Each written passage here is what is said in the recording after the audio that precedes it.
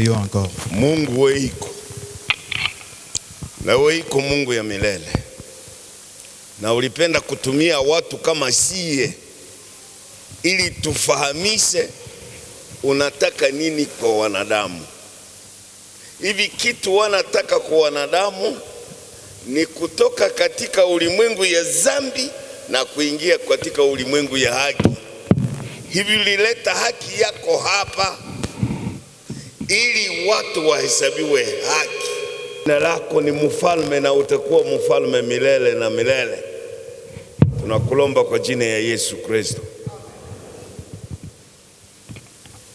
Mina shukuru Mungu mingi yulu yenu. Je bénis le Seigneur pour vous. Wakati tunazaliwa wenye dhambi, Quand nous naissons pécheurs, hatufanyi masomo ili tufundishwe kufanya dhambi. nous ne sommes pas enseignés pour être pécheurs. Hakuna profesori ya umalaya. Il n'y a pas un professeur de la débauche. Hakuna profesori ya kuiba. Il n'y a pas un professeur du vol. Hakuna profesori ya kuabudu sanamu. Il n'y a pas un professeur pour l'idolâtrie. Ni automatike tulitoka kutumbu tutumike kazi za Shetani. C'est quelque chose qui est inné et nous sommes nés avec des gens pour travailler pour Satan.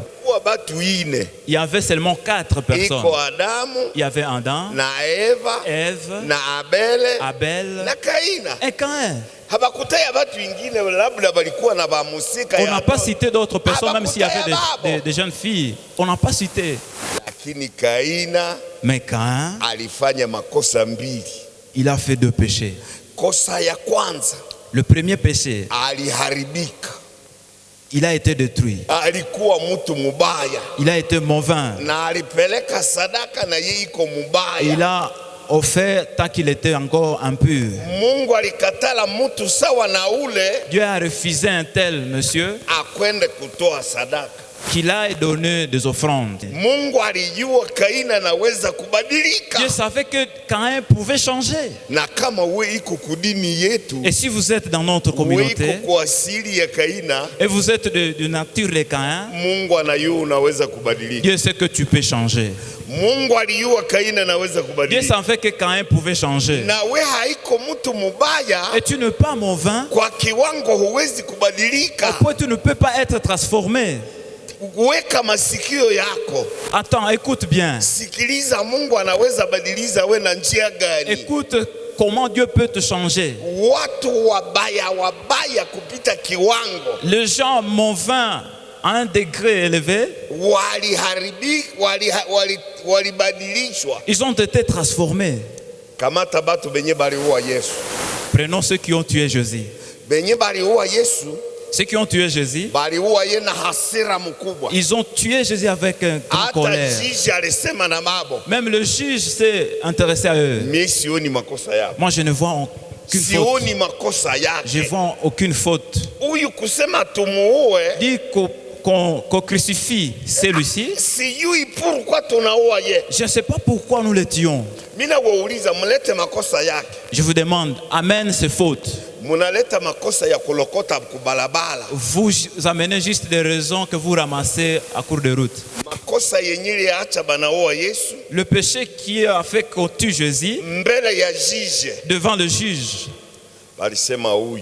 ils ont dit celui-ci, il a dit qu'il est le fils de Dieu.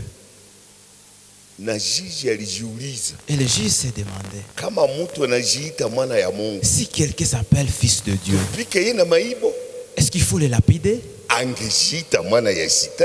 Il pouvait s'appeler enfant de Dieu. Et là, c'est là où on devait dire, Satan a porté la chair.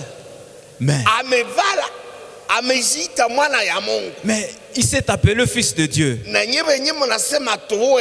Et vous qui dites qu'il faut le crucifier, et vous êtes enfant de qui? Lui, c'est l'enfant de Dieu. Alors vous qui demandez à ce qu'on le tue, vous êtes des enfants de qui? Moi, je refuse qu'on ne le tue pas. Le juge n'a pas vu le faute de Jésus. Parce qu'il a vu le faute dont on l'accusait. C'était juste pour les gens qui sont entrés dans l'église sans vouloir Dieu. Si vous êtes dans notre église et vous ne voulez pas de Dieu, vous allez juste amener des querelles au milieu de nous. Parce que nous voulons juste te dire, être enfant, un homme de Dieu, c'est quitter le temps du péché et commencer à vivre la sainteté ici et marcher devant les yeux de Dieu. C'était une fois, Dieu a visité son homme. Il a visité Abraham. Et lorsqu'il a vu Abraham, il a dit ceci. Lisons les Écritures. Le livre de Genèse, chapitre 17, et le premier verset. Et Abraham était âgé de 99 ans.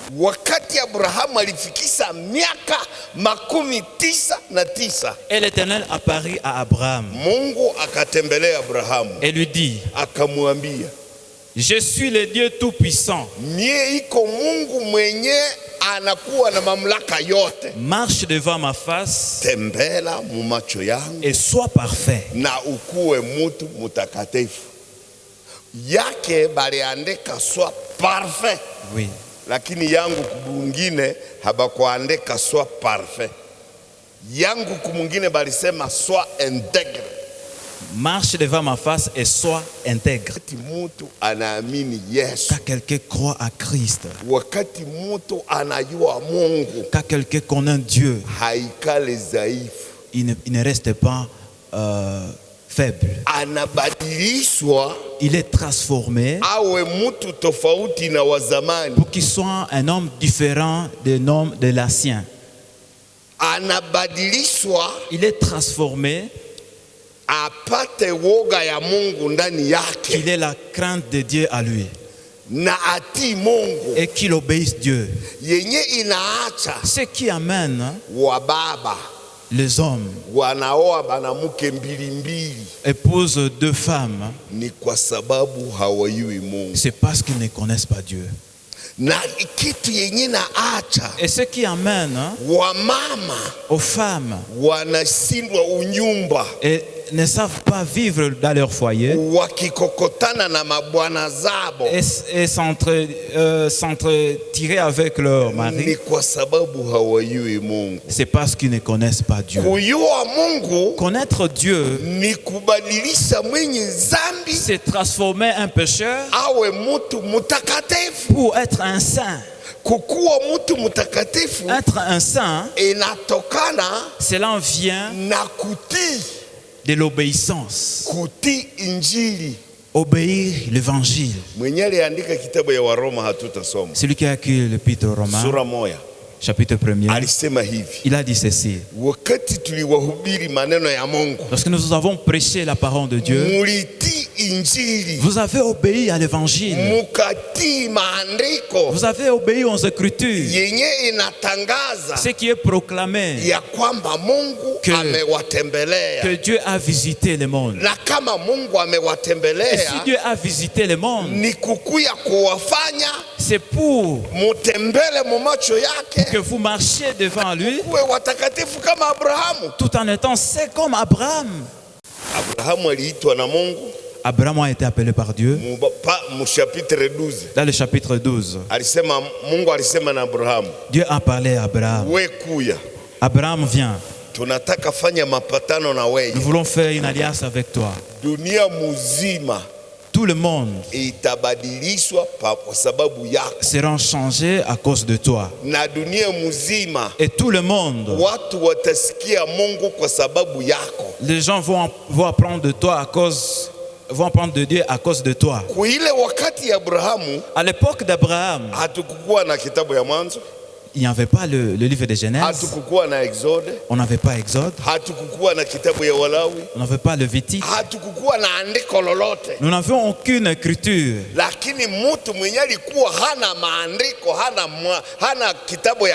Mais celui qui n'avait pas le livre de Genèse, il n'avait même pas le Nouveau Testament, il a été appelé saint. Alors vous qui avez le Nouveau Testament et l'Ancien Testament, si vous ne savez pas être saint, comment tu es saint? Comment tu es devenu chrétien? Tu as commencé où? Je vous dis, être chrétien, cela commence dès lors vous avez écouté la parole de Dieu. Quand vous avez écouté la parole de Dieu, c'est ce qui te fait un enfant de Dieu. Parce que nous étions ici la semaine passée, je vous ai promis que nous allons parler du sang de Jésus. Et lorsque je suis arrivé à la maison, je me suis dit d'abord parlons de Jésus. Peut-être là où nous allons, nous allons aussi parler du sang de Jésus. Vous avez bien fait. Donnez-moi 8 prédications. Et je vais tout finir tout en voulant vous enseigner qu'un jour Dieu a visité le monde pour transformer le monde du péché, pour que le pécheur qui veut l'accepter, ils seront transformés pour qu'ils soient différents des autres. Lisons Jean chapitre 1er. Jean chapitre 1er. Verset 11. Le verset 11. Jean chapitre 1er, le verset 11. Mais en tous ceux qui l'ont reçu, en ceux qui croient à son nom, ayant donné le pouvoir de devenir enfants de Dieu,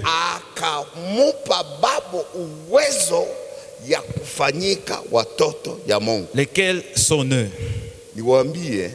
Je vous dis, quand quelqu'un croit en Christ, il reçoit. Il reçoit quelque chose. Lisons le verset 12. Mais en tous ceux qui l'ont reçu, à ceux qui croient en son nom, ayant donné le pouvoir de devenir enfants de Dieu, lesquels sont nés. Il leur a donné le pouvoir. Il leur a donné le pouvoir pour devenir enfants de Dieu. Les gens ont été faits enfants de Dieu dans le monde du péché.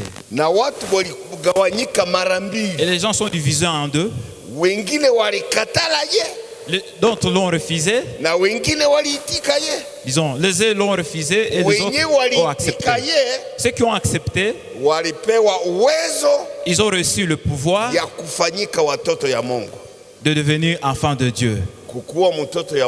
Être enfant de Dieu dans le monde du péché, vous devenez quel type d'homme parmi tant d'autres? Il y a plusieurs choses qui transforment les gens, qui changent les gens. C'était un jour, j'étais à Kisangani. Oui, merci. Et quand j'étais là, et le président Mobutu a nommé un homme. Le docteur Bolonge, il devient ministre. Il était un docteur juste d'une structure peu non répétée. Mais lorsque le message est venu,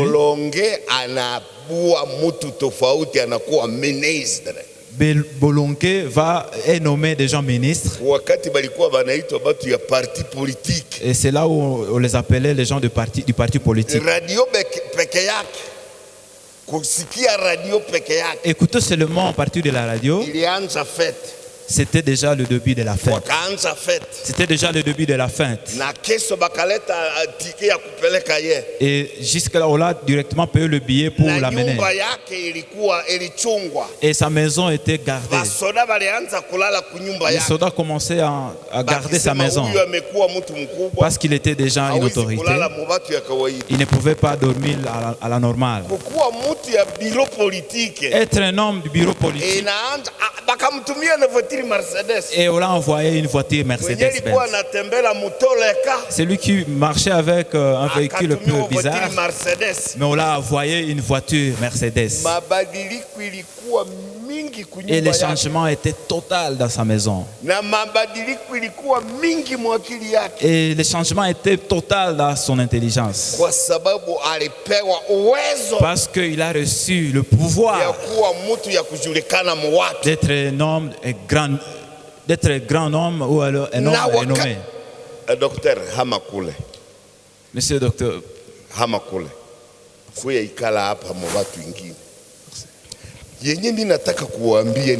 Ce que je vais juste vous dire, il y a une transformation totale pour un pécheur lorsqu'il accepte Christ. Parce qu'accepter Christ, c'est considérer l'amour de Dieu sur toi. C'est s'étonner comment Dieu, là où Dieu a commencé pour te transformer. Ne pensez pas que les gens sont transformés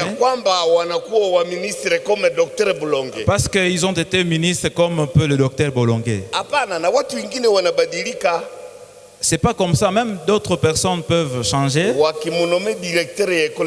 Si on le nomme tout simplement un directeur de l'école primaire, qui était parmi d'autres enseignants. Entre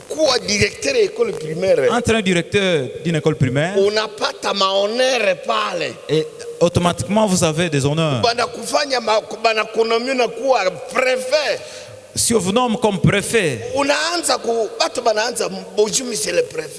des gens commencent à te respecter. Ah, bonjour. Dire bonjour, monsieur le préfet, alors que tu étais un enseignant ordinaire, et ton cœur est calme. Et là, vous dites, moi, je suis préfet. Être un homme de Dieu se différera de cela. Parce que se recevoir de Dieu, le pouvoir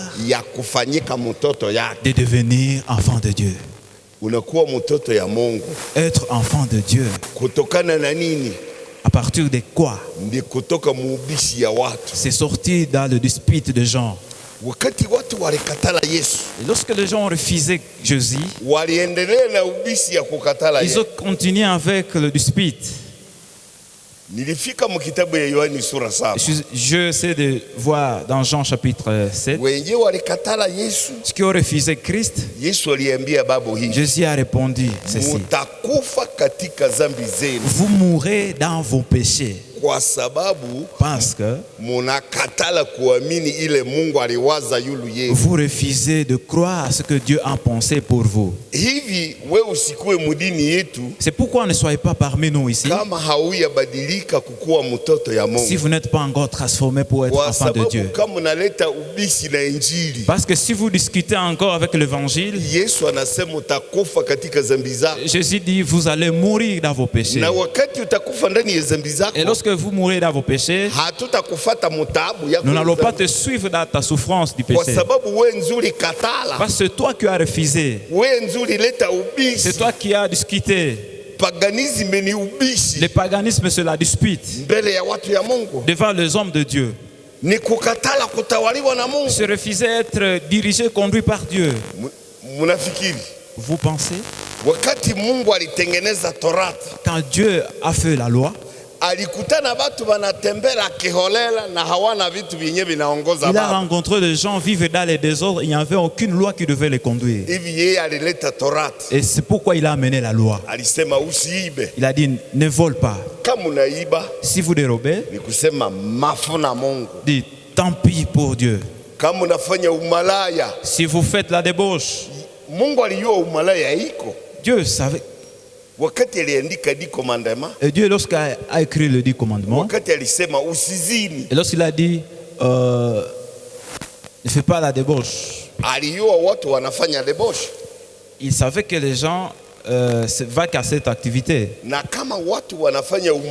Et si les gens font la débauche, c'est parce qu'ils ne savent pas ce que Dieu a dit par rapport à la débauche. Et lorsque Dieu a parlé de la débauche, il a aussi parlé de l'idolâtrie.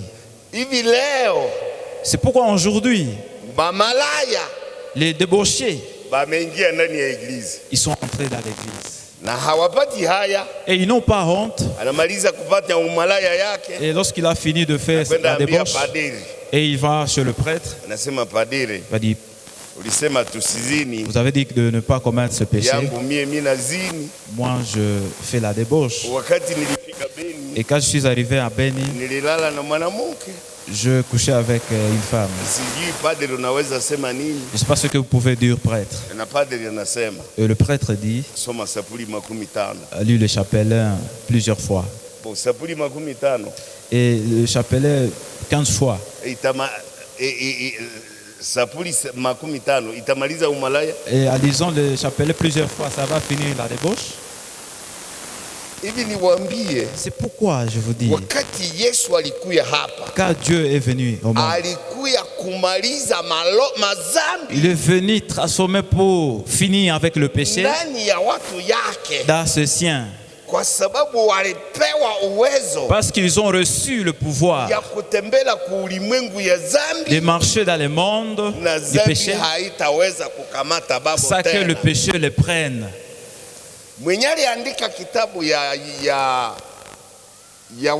Celui qui a écrit l'épître aux Romains, il a dit quelque chose au chapitre 6. Je voulais demander au docteur qui est ici présent qui nous lise le chapitre 6 des Romains. Ayant été affranchi du péché. Nani iko na ile Swahili Zanzibar atusomee. 18 inasomeka hivyo. Na mulipokwisha kuwekwa huru mbali na dhambi. Mulipokwisha kuwekwa huru mbali na nini? Mukawa watumwa wa haki. Atia pale. Mulipokwisha kuwekwa huru mbali na nini? Ayant été affranchi du péché. Docteur yiko hapa. Le docteur est ici. Simama. Lève-toi. Huyu iko tofauti na mie. Lui, il est différent de moi. Alisoma kalasi. Il a étudié. Yote ya udokotere. Il a fini. Kenyana katala. Ce qu'il refuse, ni kukula na mikono haya nawa mikono. Se manger, ça, se laver les mains. Kwa sababu anaogopa mchafu. Parce qu'il a peur des microbes. Pour qu'il ne tombe pas malade. Mais moi, je suis sorti de ma maison ce matin. Je me suis lavé là à l'intérieur. Et j'ai rencontré le jeune Jean manger la pâte. Il dit, vous ne vous êtes pas lavé. Bon, pourquoi je veux me laver? Et je pris la pâte, je mangeais. Parce que je ne sais pas là où il y a le microbe. Est-ce lui peut manger comme moi? Et il ne peut même pas manger avec les mains. Il mange avec les cuillères. Pour avoir peur des microbes. Parce qu'il a été mis loin de gens des microbes. Il a été mis loin de gens sales. Lui, il a beaucoup d'années, 20 ans des études. Et moi, j'ai 5 ans des études. Il n'y a pas... Et nous aussi, lorsque nous avons cru à la parole de Dieu, nous avons reçu Nous avons reçu le pouvoir d'être appelés enfants de Dieu. Pourquoi nous avons reçu ce pouvoir? Parce que nos péchés ont été ôtés. Et lorsque nous avons cru en Christ, nous avons cru quitter le péché. Si vous lisez 1 Épître de Jean, chapitre 3. Le chapitre 3. Si vous lisez le 5e verset. Docteur Somaye. Jésus apparut pour ôter les péchés. Yesu alionekana, aliapparaître ili aondoe zambi. Kama Yesu aliapparaître aondoe zambi, kwa nini zinayalana mu maiglize? Il n'y a point à lui de péché. Ndani ya Yesu hamkukuwa makosa. Ikala. Malaika Gabriel. L'ange Gabriel. Alikutana na Bikira Maria. Il a rencontré la Vierge Marie. Na malaika Gabriel. Et l'ange Gabriel. Alikutana na Yosefu bwana yake na Maria. Il a rencontré Joseph, le l'époux de Marie. Alisema bibi yako atazala mwana. Il a dit ta femme va enfanter. Na utaita jina yake Yesu. Et vous l'appellerez Jésus. Na ataondoa zambi kubato yake. Et il ôtera le péché du monde. Hivi bato ya Yesu. C'est pourquoi les gens, les chrétiens, ceux qui reçoivent, la première chose qu'ils reçoivent de Dieu, c'est ôter leurs péchés. Je vous dis ceci. Tu ne peux pas être chrétien tout en étant pécheur. Tu ne peux pas marcher avec les deux choses ensemble. Tu ne peux pas les attacher. Être un chrétien, c'est être libéré du péché. C'est quitter sous le pouvoir du diable et recevoir le pouvoir d'être appelé enfant de Dieu. Et si vous êtes enfant de Dieu, il n'y a pas de tentation qui va t'amener à revenir dans le péché. Ce ne sera pas possible. Il n'y a aucune chose que Satan va faire pour rencontrer quelqu'un qui a le pouvoir d'être appelé enfant de Dieu et qui le cajole, qui le... Et il dit, vous étiez avec moi il y a longtemps et vous êtes entré à Christ. Tu ne peux plus revenir chez moi. Moi et le Père, nous sommes un. Alors les Juifs prirent de nouveau de pierre pour les lapider. Juste après cela, les Juifs ont pris de pierre. Ils ont pris de pierre. Je ne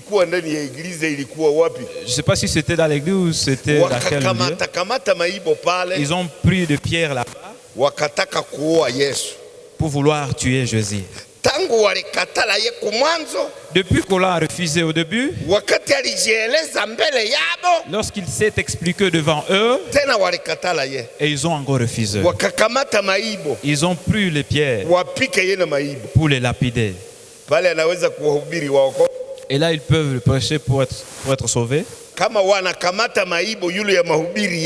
S'ils prennent le pierre à cause de sa parole,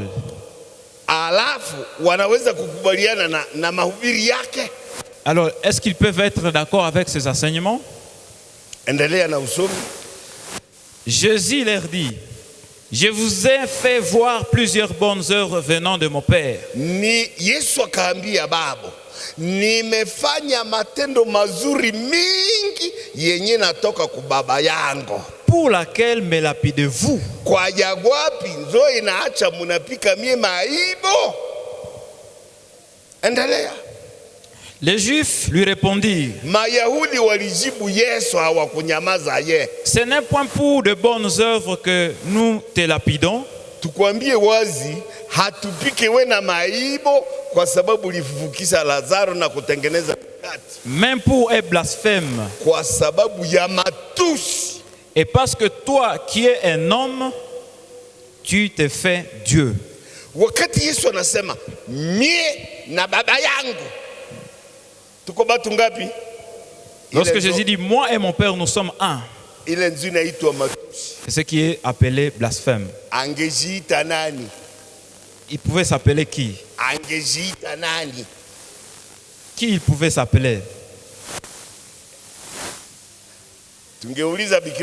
Si vous pouvez demander à la Vierge Marie, les gens disent que ton fils a commis de péché, tout en s'appelant fils de Dieu. Marie pouvait répondre, taisez-vous. Je vous dis ceci. Quand j'ai mis au monde cet enfant, on m'a dit qu'il sera appelé le fils de Dieu. Et si aujourd'hui le fils de Dieu, cela n'est pas un mensonge. Et on m'a dit qu'il va porter le péché du monde. Et s'il dit en quelqu'un ces péchés sont pardonnés, ne discutez pas avec lui. Parce qu'il est venu pour ôter les péchés. Si tes péchés ne sont pas encore ôtés dans notre église, qu'est-ce que vous faites ici? Et comment vous êtes entré? Et quand vous êtes né avec le pasteur Peter, et vous faites un pasteur du service francophone. Mais est-ce que être enfant de pasteur Peter, cela te fait un chrétien? Enfant de Dieu? Vous avez été épousé avec Carmel. Quand vous êtes épousé avec Carmel, et là on vous appelle maman présidente.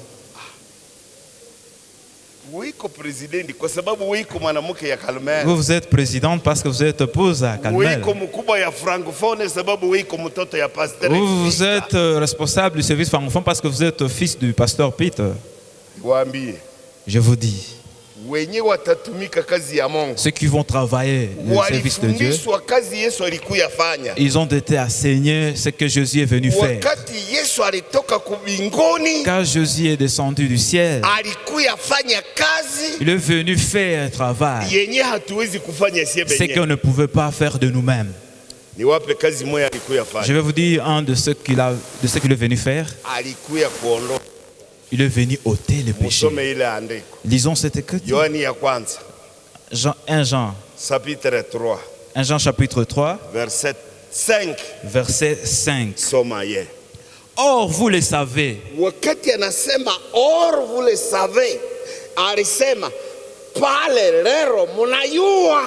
Jésus a paru pour ôter le péché.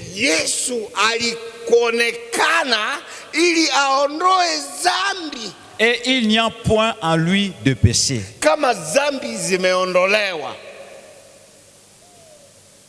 Quiconque demeure à lui ne pêche point.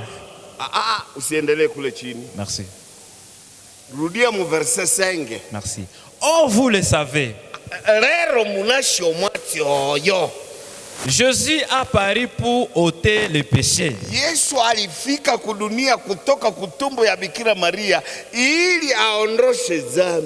Et il n'y a point à lui de péché.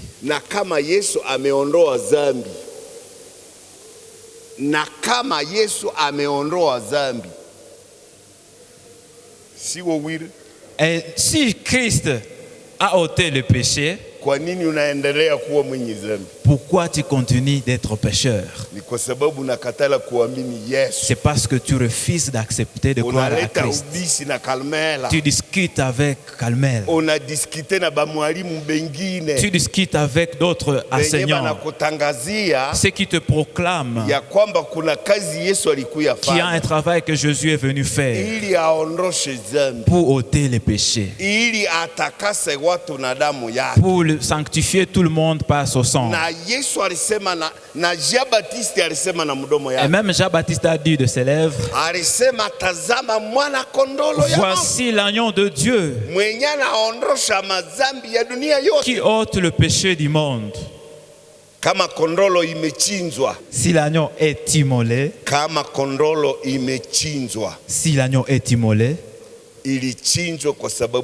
cela est immolé à cause de vous.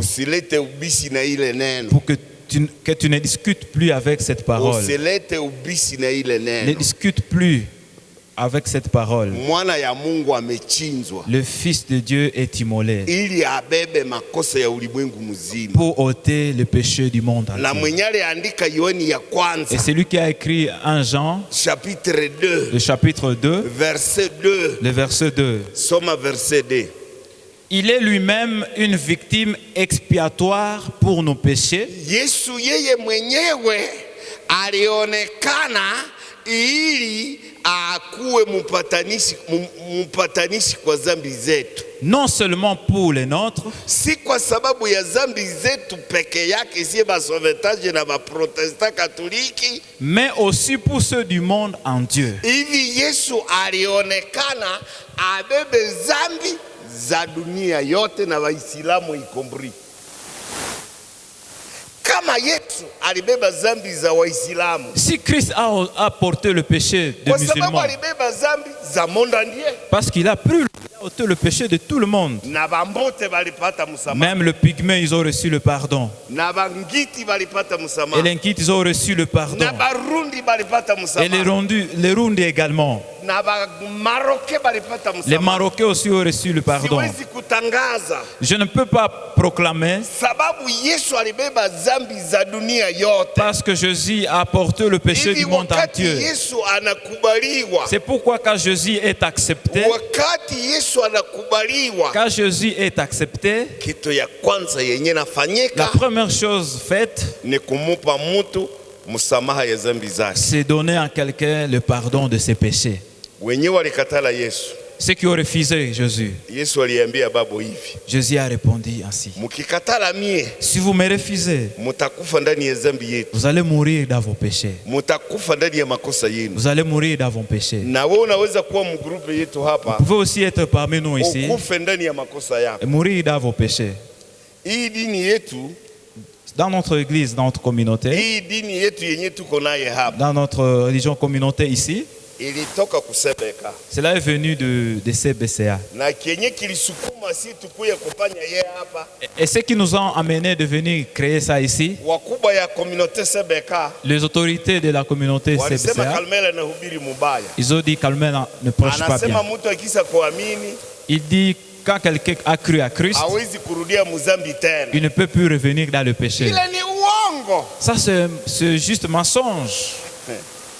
Niwaambie Je vous dis, uongo le mensonge, yenye iko kweli ya Mungu ndio inaitwa uongo. ce qui est la vérité de Dieu, on l'appelle mensonge.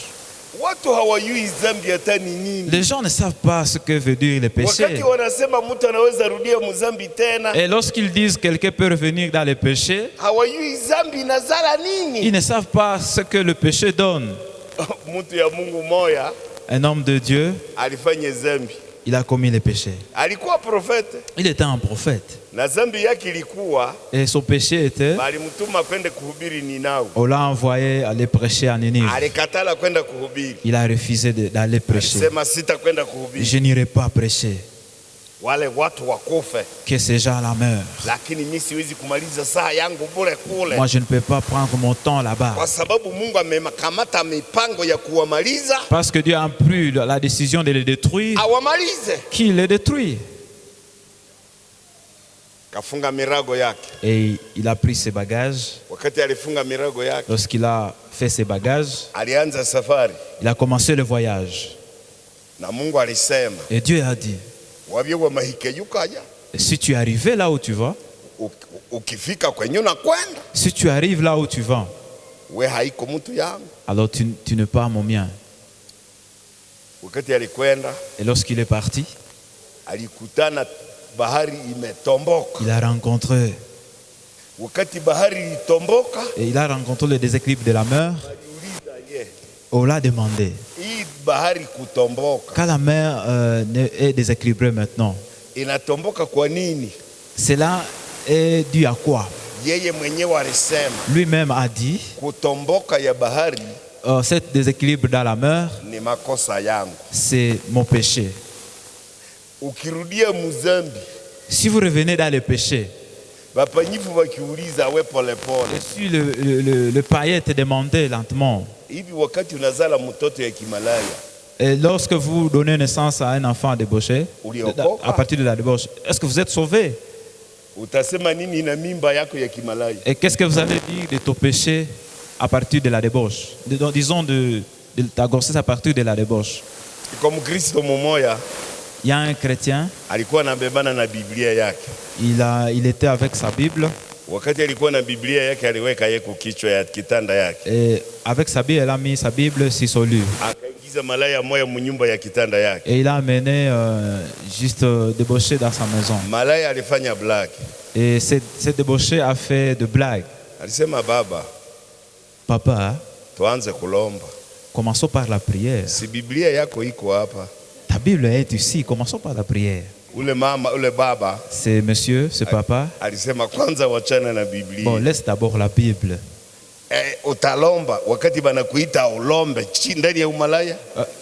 Tu vas prier car tu demandes de prier pour faire la débauche. Parce que vous nous montrez qu'un chrétien peut commettre encore le péché. Tu vas prier. Comment tu vas prier? Parce que quand nous commençons la prière, nous disons Père. Et lorsque vous êtes débauché, est-ce que Dieu est ton Père?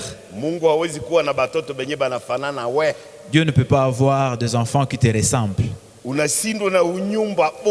Tu ne sais même pas vivre ton foyer. Tu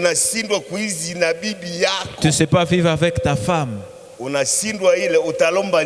Tu ne sais pas le faire. Comment tu vas prier? Parce que Dieu n'est pas un Dieu de gens de mauvaise vie. Mais il est le Dieu de ceux qui ont été lavés par le sang de Jésus. Et si le sang de Jésus vous a lavé, alors là, dès lors, vous êtes des gens enfants de Dieu. Et Pierre a écrit, parce que vous êtes nés de nouveau, par une semence incorruptible. Si vous êtes né d'une semence incorruptible, si vous revenez dans le vol de poules, est-ce que là la semence n'est plus détruite? Monsieur le docteur, il y a un docteur de Biakato. Il va faire l'opération. Il va faire l'opération pour les hommes et pour les femmes. On va juste lui donner le matériel qui vient de l'État. Il vole le matériel là.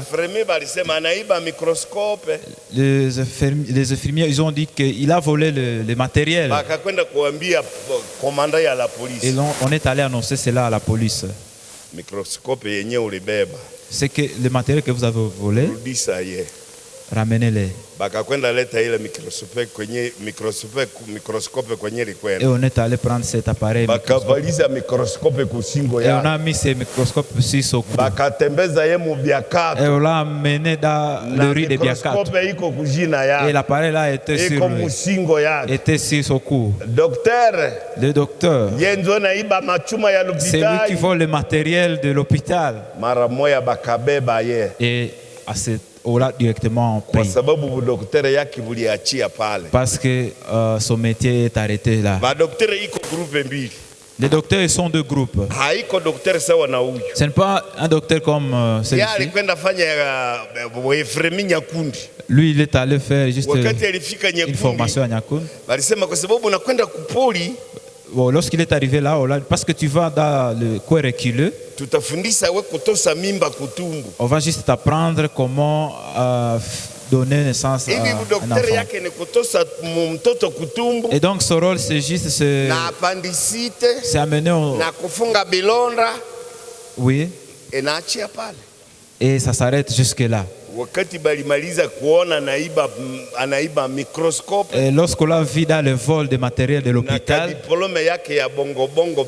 et ce petit diplôme là de tromperie, on a pris ça. Si les pécheurs savent contrôler les siens, et si vous commettez le péché, comme Jonas. Mungu atanyamaza we? Dieu va se taire. Mbele yako wakati unakatala Mungu. Devant toi, quand tu refuses Dieu, mbele yako kuna vitu hauyui. Devant toi, il y a des choses que tu ne connais pas. Yona hakujua bahari itatomboka. Jonas ne savait pas ce qui va arriver. Na mbele yako mama. Et devant vous, kama unaleta ubishi na bwana yako, si vous discutez avec ton mari, nyumba yako itatomboka. Ton foyer aura des problèmes. Utakutana magumu yenye haujui. Vous allez rencontrer des difficultés parce que vous êtes engagé pour obéir votre mari. Et lorsque le pasteur est ici pour célébrer votre mariage, il demande aux mariés, vous allez l'obéir? Et il répond, je vais l'obéir dans toutes choses. Et même dans le temps de souffrance. Mais lorsque nous arrivons à la maison, lorsque vous demandez balayer la maison, il dit, mais est-ce que vous n'avez pas aussi les mains pour ça? Là, il obéit toutes choses. Mais est-ce que balayer juste la maison, c'est quelque chose qu'il faut vraiment demander? Mais si vous ne savez pas balayer la maison, est-ce que ça c'est vraiment à demander? Ça devrait être automatique. Vous qui ne savez pas même faire ce qui est automatique, comment vous verrez Dieu? Par quel moyen, par quelle voie? Tu passeras où? Je vais vous dire par rapport au nom de Dieu. C'est lui qui a discuté avec Dieu. Si vous discutez avec votre femme, vous discutez avec votre mari, vous discutez avec les hommes de Dieu, vous allez rencontrer des choses que l'un a rencontrées. Il y a eu des bouleversements dans la mer. Et avant qu'il y ait des bouleversements dans la mer, et devant il y avait un poisson. Est-ce qu'il savait qu'il y avait un poisson lorsqu'il refusait l'appel de Dieu? Et lorsqu'il a refusé Dieu, il pensait que c'est entrer juste dans le bateau et traverser calmement et partir là où il voulait. Et vous passez aussi discuter avec la parole de Dieu, c'est juste des choses avec lesquelles il faut jouer. Si vous refusez Dieu, Satan ne va pas te refuser. Il va te faire son travail. Et quand Jésus est apparu au monde, il est venu faire d'autres choses, deux autres choses. Et lorsqu'il a fait la première chose, il est venu pour ôter les péchés.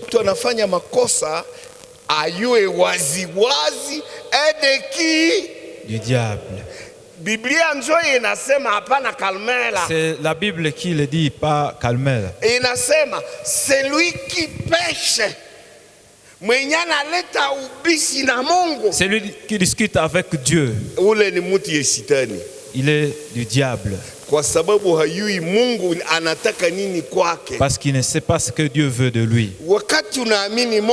Quand tu crois en Dieu, chapitre 3, le chapitre 3 de 1 Jean, le verset 3, chapitre 3, et le verset 5, vous savez cette parole. Le Fils de Dieu est apparu pour ôter le péché. Et ce sont ces péchés qui ont été ôtés. Ceux qui ont composé des cantiques, ils ont dit ceci. Zambi zangu zote ziliondolewa na Yesu Mwokozi wangu. Sina shaka kamwe kwa sababu Yesu yu nami rohoni mwangu. Zambi zangu zote ziliondolewa. Tous mes péchés ont été ôtés. Kama zambi ziliondolewa, si les péchés ont été ôtés, Mungu alinitengeneza niwe mtu mpya. Dieu m'a fait un nouveau. Na muyue kitu kenye Yesu alifanya yulu ya wenye zambi na yulu ya sitani. Ce que Dieu a fait pour le diable. Sababu sitani alianza makosa tangu mwanzo. Le Fils de Dieu a paru en fait de détruire les œuvres du diable. Le Fils de Dieu a apparaître,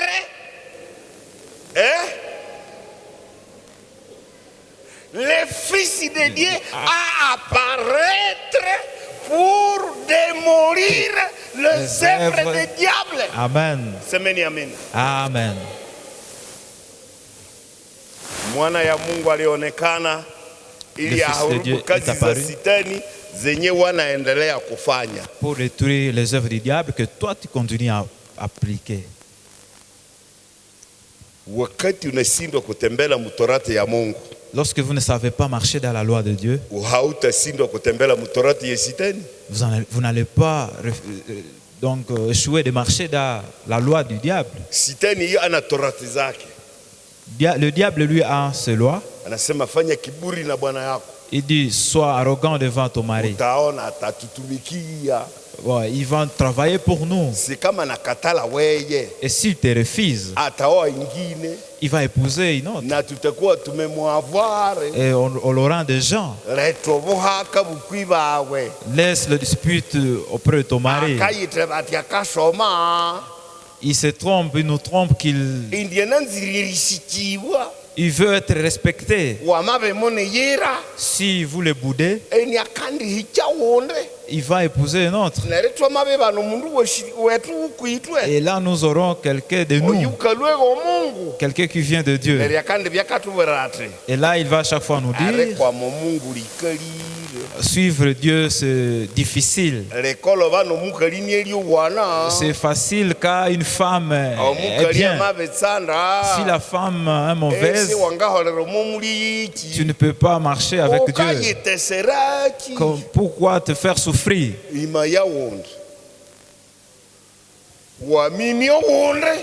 Si tu prends une autre, et là, diront que tu n'as jamais connu Dieu. Là, on ne va pas dire que vous êtes juste tombé. Sachez que vous êtes entre les mains du diable. Parce que Dieu, il a envoyé Jésus pour détruire les œuvres du diable.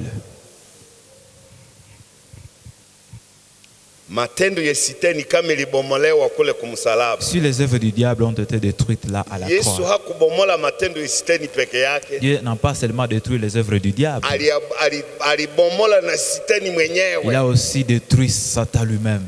Si vous lisez Hébreux chapitre 2 et le verset 14, voici ce qui est écrit. Ainsi donc, puisque les enfants participent au sang et à la chair, ayant également participé lui-même, afin que par la mort, il anéantit celui qui a la puissance de la mort, c'est-à-dire le diable.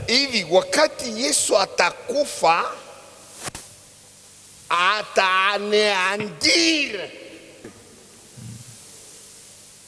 Yesu alikuya kuaneandire. Jésus est venu anéantir. Nyewe mnajua Kifaransa. Kurudisha neno munea. Vous qui connaissez le français, dit néantir. Ile yenye ataweza fanya, ataifanya tena. Yesu hakuondoa dhambi peke yake. Jésus n'a pas seulement ôté le péché, il a anéanti. Mungu utufahamishe upya wa maisha ni kusema nini? Upya wa maisha ni kupata ondoleo la dhambi na kushukuru Mungu mwenye alisamehe we. Hivi kama Mungu litusamehe, uliweka mbali nasi dhambi zetu na ukatufanya watoto yako.